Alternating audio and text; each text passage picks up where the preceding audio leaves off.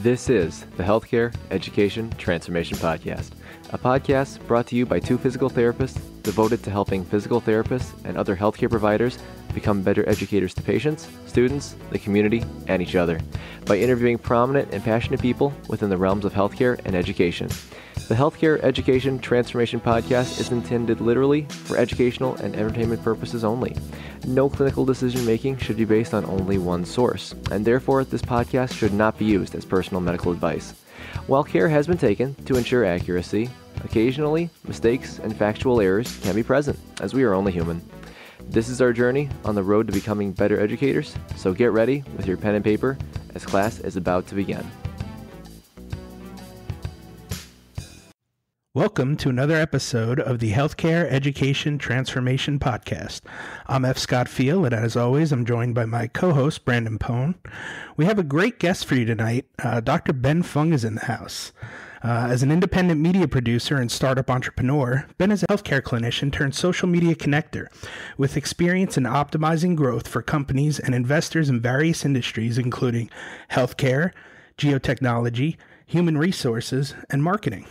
Ben serves as a COO of Updoc Media, a marketing agency for health tech businesses, and a CFO of Recharge, an investor-backed CrossFit physio mindfulness hybrid with a mission to redefine the healthcare experience by breaking down the silos of medicine, health, fitness, and wellness. Well, Ben, I think Brandon and I both have you to thank for kind of bringing us together for this podcast. Brandon had this great idea and reached out to you, and you kind of knowing my current predicament and stance on education, you kind of guided him in my direction. We talked it over a little bit, and boom, a few weeks later, the podcast was born.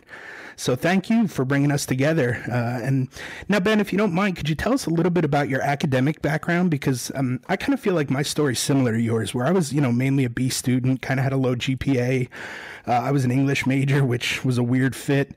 But I still went on to not only get into PT school, but kind of parlayed into a relatively successful career. You bet. It's funny that you mentioned that because next week I am going back to my undergrad alma mater where I so expertly curated the lowest GPA of my life to speak at an NIH sponsored event as their keynote. So I think that's it's a tale to share for sure, as well as a point of reality and encouragement for those that may not have the most shining GPA. So in my academic pursuits, like many in say high school, they're telling you, take the most advanced courses you can. If you can go directly to college, do that. If you can take AP, do that, and blah, blah, blah, blah, and so on and so forth. And the goal was to get to the top 10% of your school. And I didn't even meet that, even though I did have fairly good grades. And it was a struggle. I think I did well enough just because I didn't sleep. And that's kind of where my non-sleeping lifestyle began in the mid-late teens. And then into undergrad was at UCSD, Revelle College, and I pursued a major in bioengineering pre-medical. It used to be called biomedical engineering, BMEs. Now it's just called BEs, I guess, or BENG. And then I eventually got a degree, a minor in psychology as kind of a side interest, but also as a way to hopefully boost that GPA, which ultimately landed at 2.8. Not exactly the highest out there. Very nicely done. Very nicely done. I think I was right about there with you. Just under the 3 level. I feel like the Olympic gymnast that landed and fell, right, and rolled 20 times and then got up and then, threw my arms up in the air like I stuck the landing anyway. And, it worked out. The crowd goes wild. Yeah, the crowd goes wild. I recovered. I totally intentional. In any case, I went down that route for a while, and like many that get completely rocked by undergrad, demoralized, depressed even. I just decided, I'll just hit the workforce. I'll become a bartender. I'm in San Diego. I'll just surf and bartend. That'll be good. Eventually, that didn't go well with my family. No, you got to get a real job.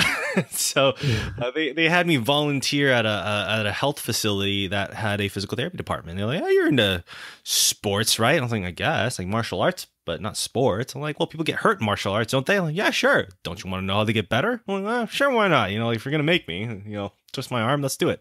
So I volunteered at a physical therapy clinic. and loved it. You just loved every part of it, the engaging people, just being the, basically the unpaid aide or the unpaid tech.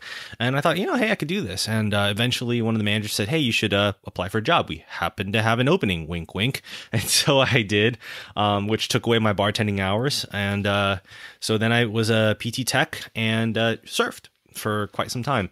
And eventually the clinicians there are like, look, you're too smart and too young to just do this for the rest of your life.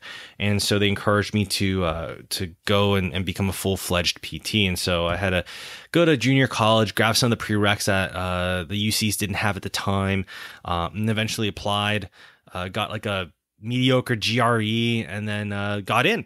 I actually got into the first place that I applied to.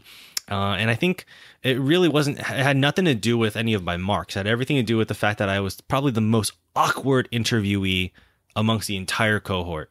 And so they let me in, and that's where everything changed. Because before then I would say I saw myself as a mediocre, at best, academician. Like I knew enough to get somewhat okay grades. I knew how to get terrible grades in a large university system. I knew that I was smart enough, or at least had the intellectual capacity to process knowledge in a meaningful way, but I couldn't exactly put that down on paper when the Scantron came around. And when PT school came, it came to that like back against the water point. Like I knew, this was for reals now. Like I couldn't really dig myself out of any of this kind of debt. So I have to make this real. And I never studied so hard in my life. And I ended up graduating with honors there. And then later graduating with honors for my MBA, my online MBA with the University of Michigan. And ever since kind of turning that academic curve, where I was once labeled this terrible undergrad student, academic probation and all. But then now twice graduate schooled with honors. So that's my story in a pinch for school. Yeah, no, I think that's a fantastic story, Ben, and thank you for sharing that. And I think that just serves as a fantastic reminder to all those listening that how, the tables can turn very quick. And I think that was very inspiring. So thank you. Now, Ben, you had the honor and privilege of speaking at this year's Combined Sections meeting, which, for those that don't know, is the big annual physical therapy conference, and your topic was heavy into discussion of social media. Do you think you could give our audience a little summary or your big take-home messages from that talk regarding your outlook on social media? Sure thing. I mean, social media now is just the way people connect. It used to be, a pen, pad, paper, phone, handshakes. We have all of that now. Now we add the dimensions of all the various social media platforms out there. And the crux of at least my segment of the knowledge, and, I had the honor of sharing the stage with, Greg Todd and Rich Severin and Brett Kestenbaum. And, we all kind of gave a different a prism lens view of how social media plays in the practice of physical therapy as the private practitioner, as the academician, as a new grad, and for myself as a social media connector and marketer. And my crux really had to do with connecting the physios, the clinician mind with the consumer mind, and to speak in their language and to make daily shares, or at least regular shares, of the wins that our patients have all the time. And that if we do that, if we can be so consistent about putting our customers as our heroes on pedestals for the efforts, because truly it's their efforts and their wins, we're there to guide them, then all of a sudden we have a brand of a community, or the community. We have the brand of the public, something that can be shared, victory shared by all.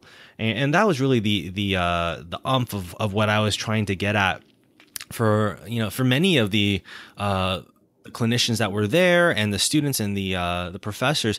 A lot of them were on social media on multiple platforms, but many were not. There's a little bit of fear. There's a little bit of a fear of coming across as not professional, or breaching privacy, or blending personal and professional branding, if you will. But really, none of that exists anymore, especially because of social media. Now, those who are authentic are accessible, and those who are accessible are trustworthy. Yeah, Ben, I couldn't agree with you more on that. It just, reaching out, and getting to interact with a lot of our peers and a lot of other professionals has been an amazing kind of transformation for me personally. I actually got to meet you in real life for the first time at this year's CSM. And it was amazing to see the following that you and Gene Schrockbot have amassed in a relatively short period of time. The thing that impressed me the most was most of the people there were generally very young and very eager physical therapists and physical therapy students. Why do you think you guys at Updoc Media are such a big draw for these young folks? I think we're a big draw for kind of the developing professional, if you will, because we were just there. I'm only 8 years out, and it's funny because when I say that, I still feel like I'm a new grad. I don't know why, but I look at the calendar, I look at my phone, and I'm like, like I guess I've been out here for a while, but I still feel kind of fresh, and I think that's an attitude. It's a mindset that I think is relevant that, we chatted about, in the pre-show, which is the willingness to learn. Always, always to be willing to learn no matter what comes along, and to always hold yourself in a position and posture that you don't know it all, but you're willing to collaborate to find out what that next thing is, what that truth in that moment is. I think the other thing that we do that is very different, different from a lot of the other brands out there, is we give. We give unquestionably and without asking.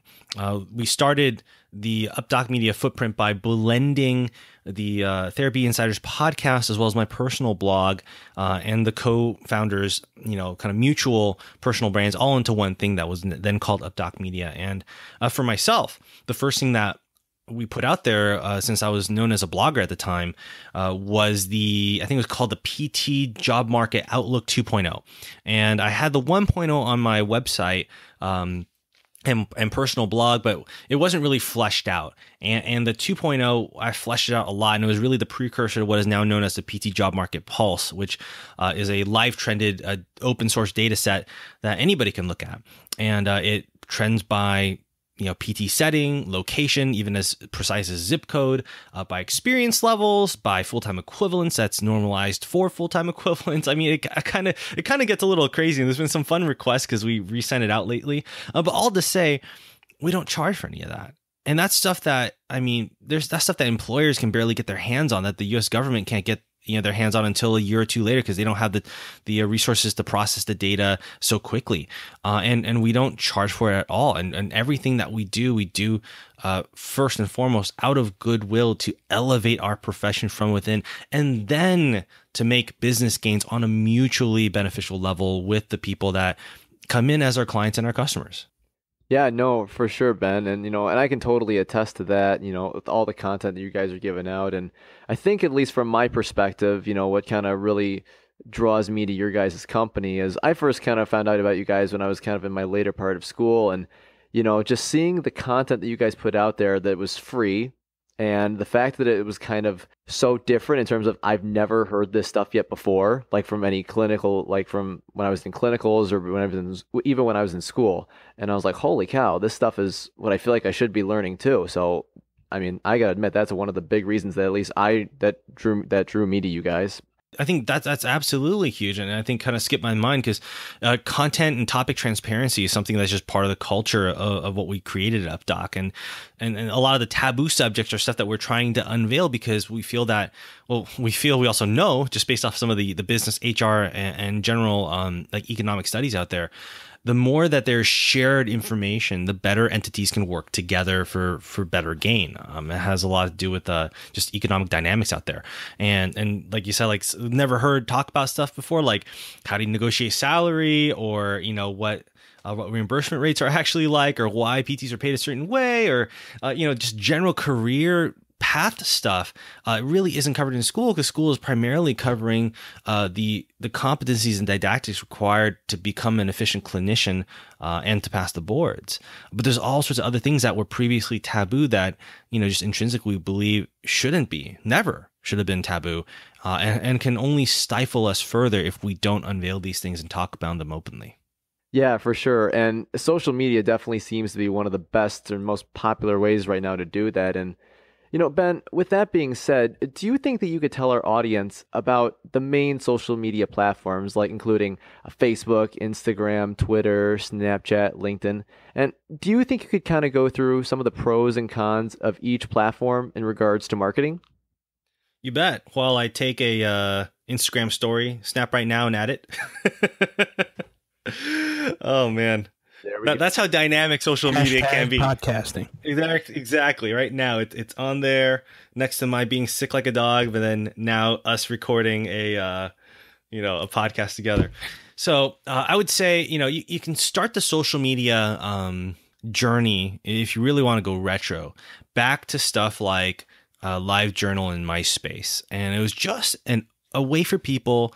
I almost feel like there came a point in technology and the world got so big, so to speak, that it needed to get small again. And people were just crying out for a medium, a platform, a channel, a way to reconnect with people in a meaningful way where you didn't feel like it had to be overly formal or you didn't feel like you had to be private and proper. You just wanted to be authentic. Eventually, you spin that clock forward back to now to present days, and you have platforms like Facebook, Instagram, Snapchat, Twitter. You have aggregation tools like Pinterest and Tumblr.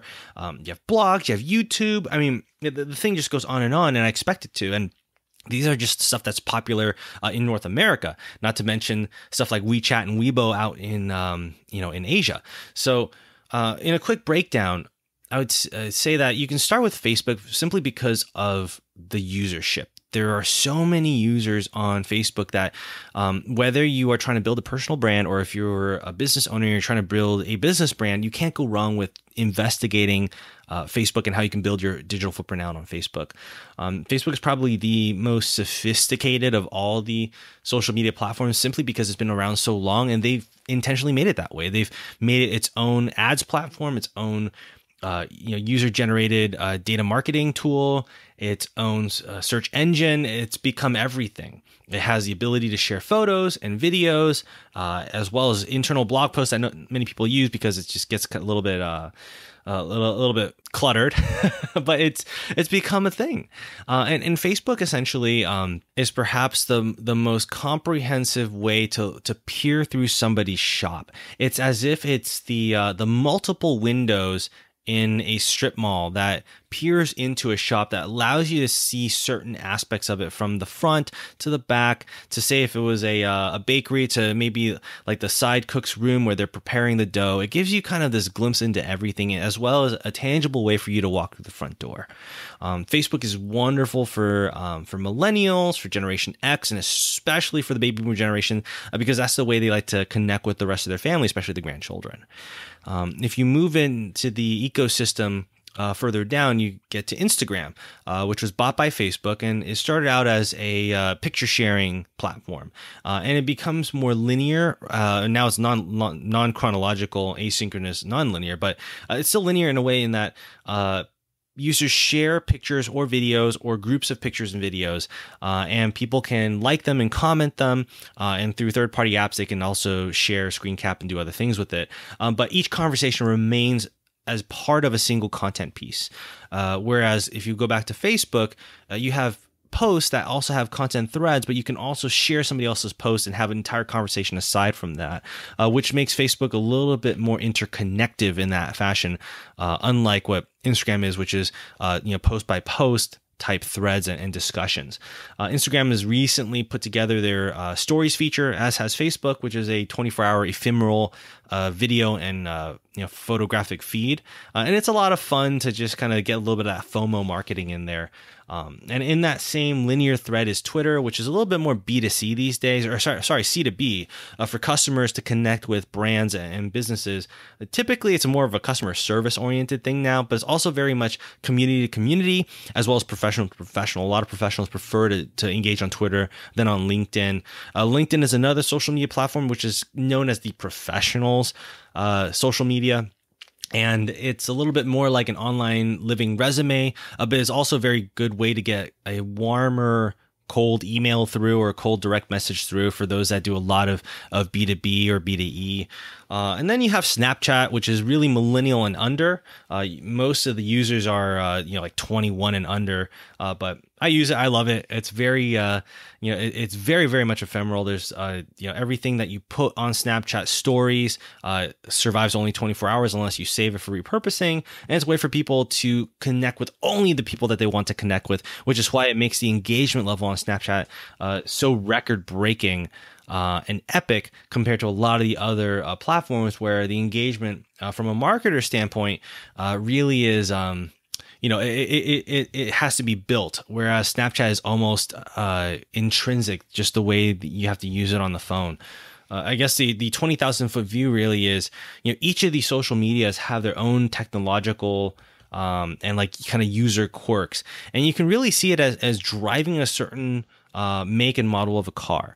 Some of these might have, power steering or different types of wheels, or it might be stick shift, but they're all a certain vehicle on the highway of being able to connect with your audience. And I think that's the number one thing that you have to think about as a marketer is these are simply tools as part of an entire ecosystem of how you can connect with your audience in a meaningful and authentic way. And when you do that, and you match your audience segments with the right tools, then it doesn't really become such an arduous process. It actually becomes more of a game of actually, like making people chuckle or finding ways to gamify your brand in a way that can cause some fun in somebody else's life rather than going down some kind of sales funnel route. Yeah, Ben, you sold me on Snapchat with the spectacles. Once I got a pair of those, I was in, man. I love spectacles. There's actually, oh my gosh, okay, we have to tangent on this for just like 90 seconds. I have to check it out still, but apparently in a local mall, there's a spectacles kiosk.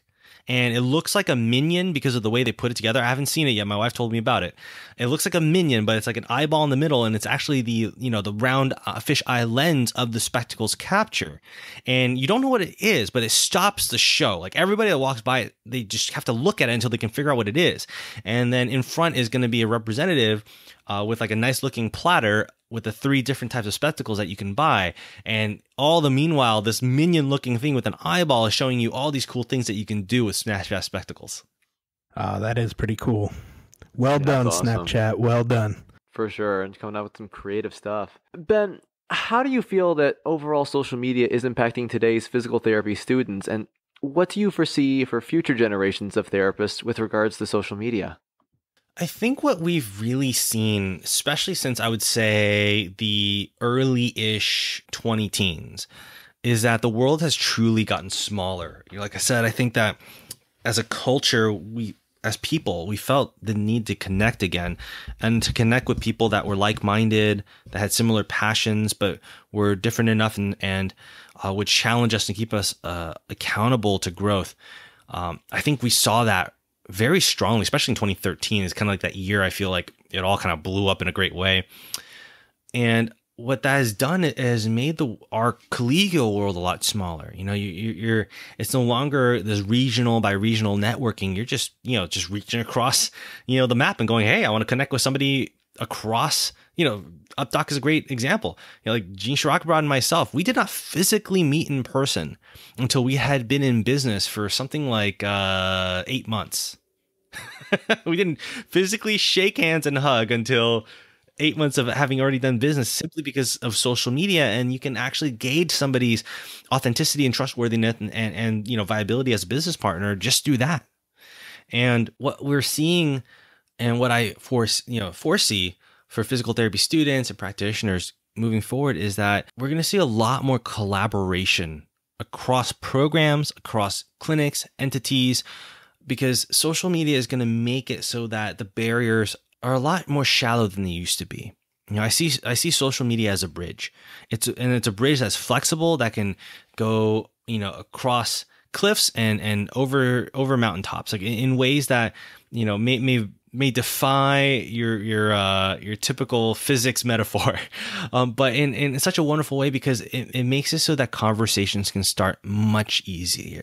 And that's probably the key right there, is that we can have more conversations. I think that's something that needs to happen for every industry, but for this very tight knit industry that holds true to its roots, that also needs to expand its branches and leaves, that's something that's going to be invaluable for our culture as a profession in physical therapy. Yeah, no, for sure. And, just seeing the amount of things that social media can do in terms of connecting us with each other first and foremost. But with that being said, Ben, with all the platforms that there are out there and, talking about what you think is going to happen from a person level, what are some changes that you think are going to happen in terms of the platforms? Like, are we going to see certain platforms become more popular overall? Are there new platforms that are up and coming that you think are going to kind of make their way into the field? Or I'm kind of curious on what's your take on that.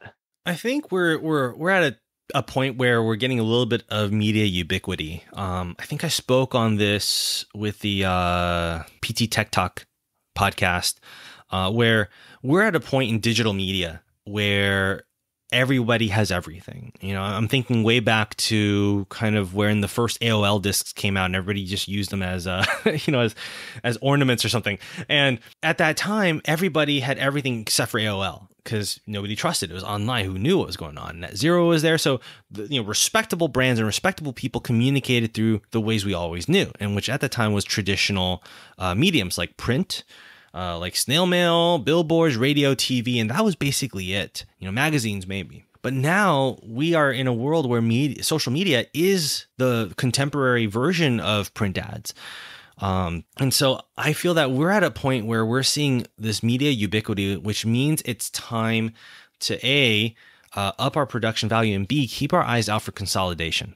That's something that was interesting that occurred early in Internet 1.0 and kind of transitioned to Internet 2.0, which was the ability to curate your own content as a user. And that's something that we're seeing right now, which is consumer users are starting to curate their own footprint, and they're trying to curate their own user experience. They don't want to be on every single platform. They're on multiple because they kind of have to be. And so what I expect coming down the road isn't so much new platforms. I'm expecting consolidation of platforms, at least platform experiences. Yeah, synergy. Exactly. And it kind of goes back to, there's a really fun meme out there. It says it's been used many ways, some appropriate, not some not so appropriate, which is the evolution of the size of a cellular phone. It started like absolutely huge, right? Like just these gaudy brick looking things that might as well have been like World War II walkie-talkies. And then they kind of scale all the way down to these super, super tiny flip phones, and they start to scale up again into kind of your modern day, a very slim profile, but very wide screen, 4K phones, like the iPhone, the Samsung brands, and any other, pure touchscreen type phones. Well, technology, just from my engineering days, always goes in cycles. So right now we're at the tip, in my opinion, we're at the tip of that crest where screens are as big as they need to be, phones are as thin as they need to be. There's way too many apps and way too many social media platforms out there. So what we're going to see is that hill going to roll down again. We're going to see things get smaller and more condensed and a little easier to use, with less buttons to push and things to tap and screens to swipe, so that Scott, like you said, there's going to be a synergy of use. We're seeing this already internationally with stuff like WeChat and the Line app, where everything is based off of just that one app because everything integrates. And so it's almost like direct messaging meets Facebook meets, like your Apple Wallet and a couple other things and Uber all put into one singular platform. Yeah, for sure. I definitely feel like sometimes, especially for me, I mean, I'm 10 years out now and I'm trying to keep up with all the social media and all the apps and all the tech, and it's tough to do sometimes. So I definitely think people are going to get to that point where they're kind of overwhelmed, and the more you can streamline it and bring it all together, it's going to work out for the better. So Ben, I know you've done a lot of guest speaking events, and you've had some keynote speaker type opportunities, and I'm sure there'll be many more in the future, but have you ever done any guest lecturing in the classroom? And is that an avenue that you feel like you may visit more in the future? I'd be very open to it. I've done it sparsely. A lot of it has been done virtually through lunch and learns and like guest business lectures through Skype or through Google Hangouts or any other platform like that. I've even done one through Facebook Live because Skype failed us. So I've done one with the, I think, Eastern Tennessee State University DPT program. Shout out. And all of that, I think, started back in about 2013 2013-ish again. And I've been in person as well to speak in, physical programs. Out at Roanoke, I've done one. Here in San Diego, it's the San Marcos branch of St. Augustine. So it's stuff that I have done, and I think I very much welcome it if a program feels that I'd be an appropriate match for them. But I would invite all the programs to invite not just alumni, but just anybody of local repute to bring in content outside of the usual didactics. I think that is just such a valuable tool because they're right there, boots on the ground in the trenches. Yeah, no, for sure. And I think that would attract a lot of students too. So, Ben, for the first time on the show, we're going to bust out the time machine for this next one here. So we're going to rewind. We're going to go back around 8 or 9 years. So if you, Ben, when you're fresh out of DPT school for a few years, and you decided you were going to pursue a role as an adjunct professor in a DPT program, what would you do through online and social media to achieve this? So this is interesting to me, very personally, because my final pre-graduate residency was a teaching residency. I actually opted not to take a clinical residency because I felt that I had pretty strong clinical rotations up until that point. And also, I actually had aspirations to teach. And so I took up a teaching residency where I taught cardiopulmonary rehab alongside of the primary professor. I taught about a quarter of the content, learned about various like test taking and different types of teaching strategies in terms of reaching different types of learners. So it was very, very cool stuff. So if I were to use social media and to try to get back in that world, I think the first thing I would do would be to create a footprint of some sort based off of my brand persona. So for myself, I'm a very kinesthetic person. I'm also very auditory, but I also feel that I learn the same way I teach. I move a lot. I like to make noises. I like to throw in a little bit of comedy. And so video would be kind of the avenue I'd like to take. So I'd probably start something like a YouTube channel or a regular social media live broadcast. And I would like to present novel ways of teaching, learning, but also community education, because I feel that that's a huge miss in our field, that also massive opportunity for us to do. And I would like to position myself as a content expert or maybe a methodology expert and actually do very much what you guys are doing right now, is to expound on what we're missing in the educational experience. And having both the content proof, then I would like to use social media to create a social proof around my position to perhaps be accepted as an adjunct professor and then eventually an associate and so on and so on. And then along that path to document how I decided to share my knowledge, not out of like, here I am teaching you, but really share my knowledge as a, hey, let's share and conversate about these topics. That's what this is about. It's about conversation. And then I would like to share my journey about how I made my way in, got my foot through the door, whether it was through the local DPT program or PTA program or kinesiology department or ATC or whatever it might be. It might be the local, I want to say in my second year out, I was invited to a Master's of Nursing program to give a little talk on musculoskeletal screening for acute care. And so any kind of opportunity, I would use that as a shared journey to, once again, have that shared win, where my win is everybody else's win, because I want it to be. And then get the ball rolling deeper and share and so on and so forth. You're hearing that theme of sharing. Yeah, for sure. It's a pretty common thing. And, and with that, Ben, you and Gene are constantly giving out free content. And I think the entire PT world has significantly benefited from what you guys have put out through Updoc Media. But what do you feel are some other ways you feel like you help educate the masses as to real world issues in healthcare and business? Outside of the content that we put out there, because I feel like, content is great. Content lives forever. And a lot of people know my quote, content is king, marketing is queen, consistency is key. I think what has been added to that is that because the content is put out there, the conversations have been made okay. I think that's the other theme too, is, you share as much as you can for shared gains. And I'm not just saying like give everything away. I'm just saying that where there is mutual gains, we should enjoy those things. But conversations are something that are very, very powerful. It almost reminds me of that one movie quote from The Gladiator, where Marcus Aurelius said, there once was a dream that was Rome, and you could only whisper it because it was so fragile, And I feel that a lot of these ideas and concepts and innovations that are out there, they start out very fragile. They start out as these quiet conversations because we're not sure if they're valid or not. If there's any kind of, what's it called, compounding gain throughout our industry, throughout our profession, that I hope that we've left an imprint or are beginning to live an imprint, is the ability to have conversations that we haven't had before. And based off of those conversations, take new actions that we haven't taken on before. A couple of these examples outside of your current podcast, because there's been nothing like this, is stuff like early legacy plans that is becoming more and more popular, where private practitioners have been in the field 40, 50, 60 years. They want an exit strategy.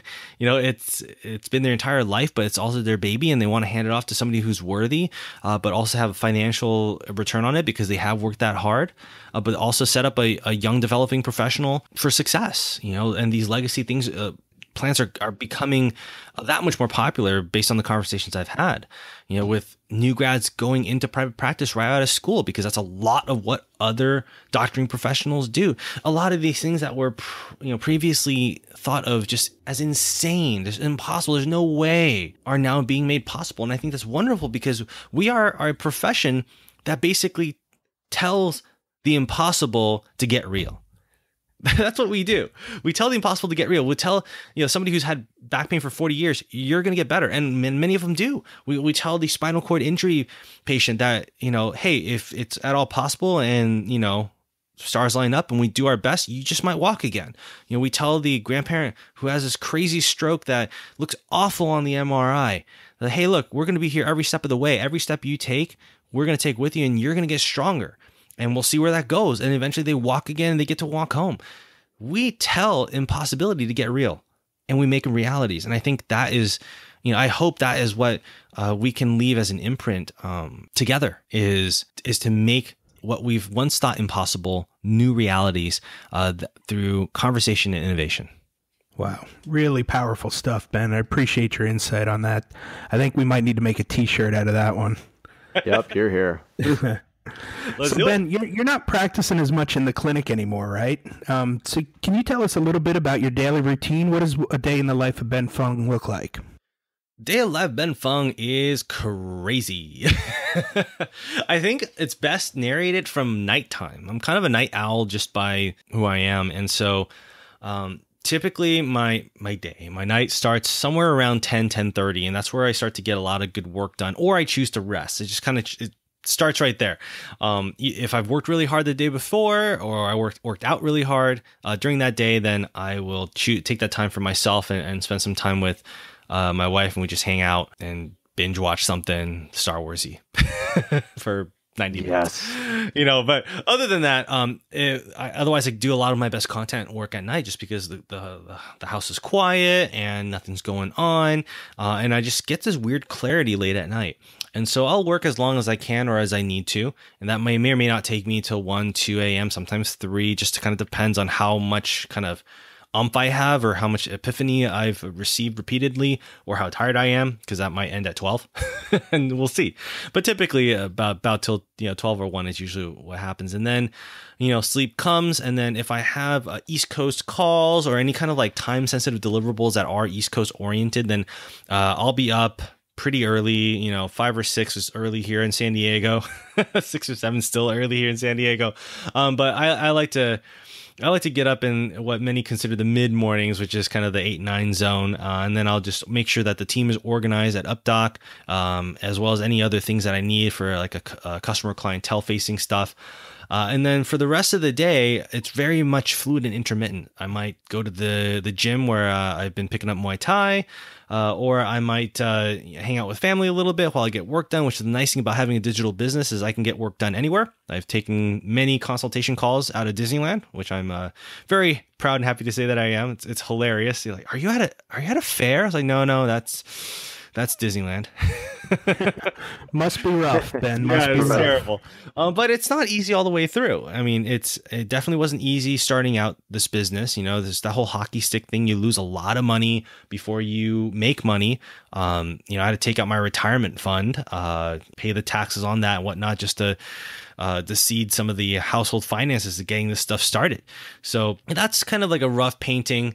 I don't see formal patient clients anymore. I used to for cash, but those days are done. And I do what I can to keep my training partners at Rebellion Martial Arts, shout out, keep them as healthy and injury-free as possible, or training with injury smart and modified activities and all that jazz. And then it really just does depend. I mean, there'll be days like this where we're recording podcasts. Other times I'm on live broadcasts at random times of the day, syncing up with the UpDoc team, some of the UpDoc interns, people I mentor, some of the Pathfinder members, which is the mentorship group that I run. There could be a case where I'm out for a business lunch or coffee, or out speaking, any number of things. For the most part, I think you can say that it's consistently inconsistent, except for the three consistencies is that at any given day or time, that family's on my mind, that keep myself healthy and well trained through martial arts is on my mind, and making sure that I'm creating good content is on my mind.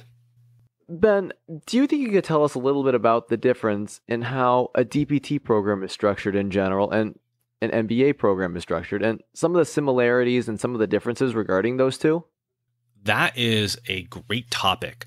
I was thinking about this probably around the time you guys started to, chat together and create this podcast. And I was thinking to myself, because I was talking with one of my former professors, and I was thinking to myself, my MBA experience was completely online. It was this online kind of executive blend MBA through the University of Michigan. And there was nothing I had to do in terms of travel. Everything I did was through, it was Blackboard, and then turned into another type of education platform, dashboard type thing. And so nothing I had to do was severely time dependent. Like, I didn't have to show up to class and click and log in. I didn't have to, physically arrive anywhere. Everything I needed, I could get online on a modular level. So it's not like I could just put everything off to the end. Like, every week I had to keep up with conversations, discussions, and video chats and assignments. But it wasn't like, Monday from 8 till 11, I had to be there for anatomy. It was just, show up as when you can, make sure you get the work done, because that's what matters most, getting the work done by the deadline. So the MBA experience was very freeing. I was actually able to finish over half of it while working full time. And then, kiddo got born, and I decided to take work easy and finish the MBA, because that's a life investment. So my experience with the MBA showed me that digital education is just as powerful. And that, it doesn't have to be in the classroom per se. It doesn't have to be one way or the other. The educational process used to be super classroom and textbook oriented, because that's where the content was kept.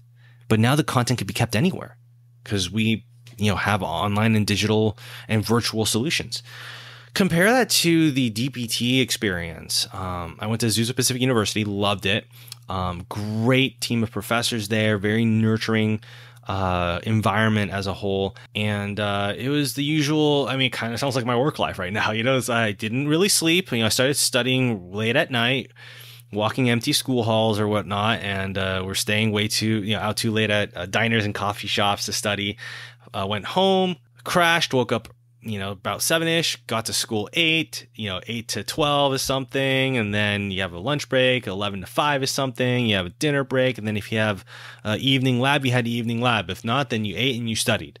And that's great for getting like a very intensive work in there. But I did feel like from an optimization standpoint that a lot of the lecture material could have been handed out earlier. And I don't think they had the technology at the time, other than to kill a bunch of trees, and I felt like a lot of the non-lab based didactics could have been disseminated to me at earlier periods.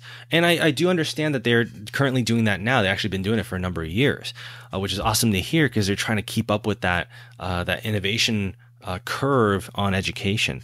And so the probably the greatest contrast I can share between the MBA and the DPT didactics was that the MBA was all about results on time. And it had a lot to do with getting it right the first time, because that's the way the business rolls. But clinical teachings are a little different. There's that famous saying in PT, it depends. And so there needs to be a certain level of flexibility there. And I think that is needed and warranted because they're two different fields. But the biggest difference, I would say, would be in the structure, is the irony of the structure. As ironic as it could possibly be, business, being as specific as it needs to be, had the most flexible platform for learning. But the clinical world, which needs to be super flexible, actually had the most rigid. Now, I'm not sure if that's good or it's bad, but I can share that was the experience. And I think that there's definitely a discussion to be had about how they can learn from each other. Yeah, wow, that's wild, Ben. When you take a step back and you really think about that, I mean, that it almost seems counterintuitive the way that we're running both programs. A little bit. Ben, we generally like to ask all of our guests this last question as we kind of wrap things up. But if you could change one aspect of higher education, DPT or otherwise, what aspect would you change and how would you go about changing it? I would change the candidacy process. And I think I need to double back before I can explain how to change it. Is so many programs, and rightfully so, there is some legitimate research out there on GPA and how that leads to success in grad school and GRE scores and all that stuff. Like, there's a lot of research there, and I agree with it. But there's also a lot of intangibles when it comes to betting on the number versus betting on the person. And I think that's what I really, to give it details, that's what I would like to change. Is I would like to change the way candidates are measured and processed for acceptance. To me, there's too much weight in this world, and this is coming from a numbers guy. There's too much weight in this world that tries to quantify the qualities of a person. And I think that, that betrays us a little bit as a society, but definitely as a profession of physical therapists and physical therapy assistants, where before you even get a chance, before you even get an interview, if you don't have the numbers to stack, then that's already game over. And again, there is research to back that. I'm not denying it. I'm not knocking it. But I also feel like you're changing the wild card. To quote popular lore, I think one of my favorite movie lessons is from the movie Gattaca. And it was, it's this like kind of like a post-utopian or maybe it's a current utopian society. People are supposed to go to Mars, something like that. And only the genetically advanced and perfect get to, elevate their lives to live on Mars, to get out of the slum of the earth.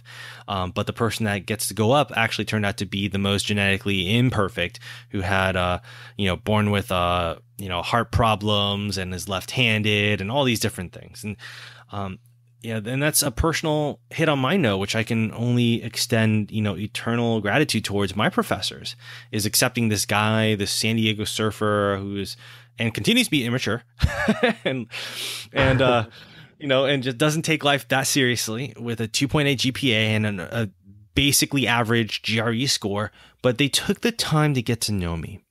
They took the time to interview me and to see what I was really about, to see what would happen when the rubber meets the road, when the grit is on the line, and you have to have the intestinal fortitude to go through something like graduate school. It isn't always about the numbers.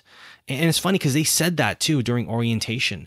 Was the chair said, if you look around, there's many of you that came in here with distinction undergraduate. Not an easy task, no matter where you are. There's also some of you that barely came in here by the skin of your pants and or skin of your teeth, or whatever that thing is called. And you guys are on probation. I was one of them. But here I am, I think I came with the second lowest GPA, but I graduated top 3 in my class, and it's not like a testament to just my individual capabilities. I think it's a testament to my professor at the time that had the foresight to say, hey, this guy's made of something that we can actually mold into something powerful and useful to our profession. And that's what I would do to go about changing. Is I would make the candidacy process, and I think technology has to be part of the solution, is to look at, hey, who is this person really? Can we get some interview-based qualifiers before we knock them simply because they don't have the GRE scores for it, or they don't have the GPA scores? Like, what is the actual story here?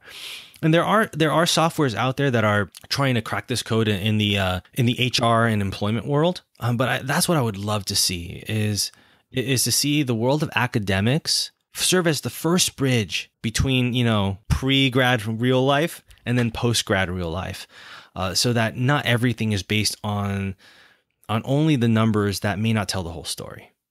Yeah, Ben, I could not agree with you more. Like I said, my story kind of aligns very closely with yours, where didn't have a great GPA, But I think, some of my imperfections, if you will, or my little intricacies, like being an English major and being able to communicate pretty well, got me into PT school. It got me that interview at least. And that is where I was able to kind of shine and show that, the intangibles are there, and you would have missed them had you just gone by GPA. I actually, at Wake Forest there, shortly after I graduated from undergrad, they were one of the first schools to get rid of SAT and ACT scores for entrance. Wow. Which was awesome. And I wish that more, and I'm sure they will, more schools will follow. But, that to me was almost a little bit of a confidence boost for me going into grad school. Cause I was like, well, if they don't really care about this and I did pretty well, and was able to graduate, maybe these grad schools won't care as much, And I almost feel like what you were saying, we almost need to look at entrance into graduate programs or into even undergraduate programs in a portfolio type way, where a person puts together a life portfolio or a brand, right? And that's kind of what we take a look at. Yeah, the grades are a part of it, but it's not the whole story, Absolutely. Yeah, for sure, Scott. And, and even so, not even just that in academia, but even so for in terms of like management with employers and, having that transition over and, and getting to know the tangibles and intangibles of every individual. I'm like, we can even apply that to the clinical model, when a patient comes in. Like a patient comes in and they may have all these poor prognostics, but if they have all these other intangibles, like they're very motivated and they have a good support system, it's like they could still do really well. Right. Absolutely. So Ben, thank you so much for coming on the podcast tonight and for all the great insight that you provided our listeners. Would you mind telling our audience where they can find you on social media and on the internet?